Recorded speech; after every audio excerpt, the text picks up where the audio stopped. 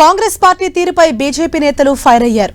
ఎంఐఎంను గెలిపించేందుకు కాంగ్రెస్ ఒప్పందం చేసుకుందని బీజేపీ రాష్ట్ర కార్యదర్శి ప్రకాష్ రెడ్డి ఆరోపించారు.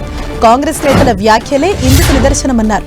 గతంలోనూ హైదరాబాద్ మేయర్ కోసం కాంగ్రెస్ పార్టీ ఎంఐఎంకు సపోర్ట్ చేసిందని, ఇప్పుడు ఎంపీ ఎన్నికల్లోనూ కలిసి పనిచేస్తున్నాయని ప్రకాష్ రెడ్డి ఆరోపించారు.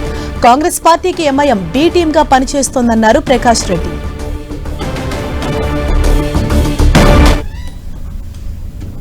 మొన్న ఎన్నికల్లో పోటీ చేసిన నాంపల్లిలో పోటీ చేసిన అభ్యర్థి ఫిరోజ్ ఖాన్ గారు నిన్న అసలు రంగు బయటపెట్టినాడు. కాంగ్రెస్ పార్టీ ఎంఐఎం అసదుద్దీన్ ఓవైసీ గెలవాలని కోరుకుంటుందన్న విషయాన్ని వాస్తవాన్ని బయటపెట్టిండు. దీంతో అర్థమైపోతుంది తెలంగాణ రాష్ట్రంలో ఎంఐఎం పార్టీ కాంగ్రెస్ పార్టీ ఈ రెండు కలిసి ఏ విధంగా తెలంగాణ ప్రజలను హింసకు గురి చేసినాయో గత 4 దశాబ్దాల కాలంగా మనకు అర్థమవుతూనే ఉంది. ఇప్పుడు ఇంకా బయటపడింది కూడా. పేరుకు మాత్రమే ఎంఐఎం అవకాశం కోసం అధికారం కోసం బీఆర్ఎస్తో ఉంది, కానీ మొదటి నుండి ఈ రాష్ట్రాన్ని పరిపాలించినటువంటి అన్ని పార్టీలు కూడా ప్రత్యక్షంగా పరోక్షంగా ఎంఐఎం పార్టీని పెంచి పోషించిన పార్టీలే.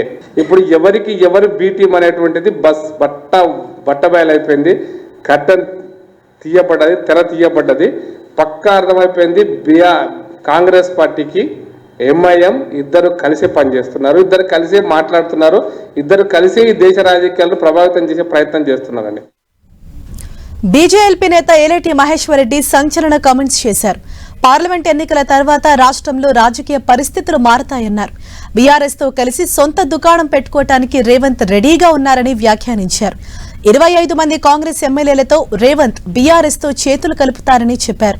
కేసీఆర్ కు ప్రతిపక్ష హోదా లేకుండా చేయటమే టార్గెట్ గా పెట్టుకున్నారని, లేదంటే ఎమ్మెల్యేలను చీల్చి అసలైన బీఆర్ఎస్ తమదే అనేలా రేవంత్ ప్లాన్ చేస్తున్నారని తెలుస్తోందంటూ హాట్ కామెంట్స్ చేశారు. మరోవైపు ఉత్తమ్ పొంగులేటి 10 మంది ఎమ్మెల్యేలతో సిద్ధంగా ఉన్నారని తెలిపారు.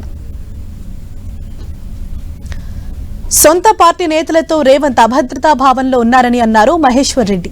గేట్లు ఓపెన్ చేసినా 10 మందిని తెచ్చుకోలేకపోయారని ఎద్దేవా చేశారు. బై ఎలక్షన్ అంటూ వస్తే ప్రజలు బీజేపీ వైపు ఉంటారన్న మహేశ్వర్ రెడ్డి కాంగ్రెస్ లో భట్టి విక్రమార్కను సైడ్ చేసే ప్రయత్నం జరుగుతోందని వ్యాఖ్యానించారు. Bhatti be tax leaks Congress వాళ్లే ఇచ్చారని చెప్పారు. భట్టిని పక్కన పెట్టి సెకండ్ పొజిషన్ కోసం ప్రయత్నాలు చేస్తున్నారని, తర్వాత ఫస్ట్ ప్లేస్ కోసం పోటీ పడతారని అన్నారు. ప్రభుత్వాన్ని కూల్చే అవసరం బీజేపీకి లేదన్నారు.